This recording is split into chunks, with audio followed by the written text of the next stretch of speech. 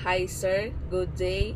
I am Ikithani from BSHM2 Section 2. Now I gonna show you how do I perform the triangular bandage on chest and also the arm sling.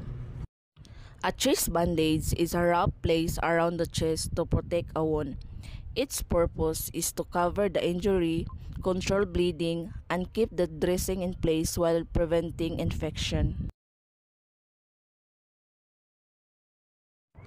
Put the middle of the cravat directly over the head or ear, where the dressing is placed. Wrap both ends around the back of the head.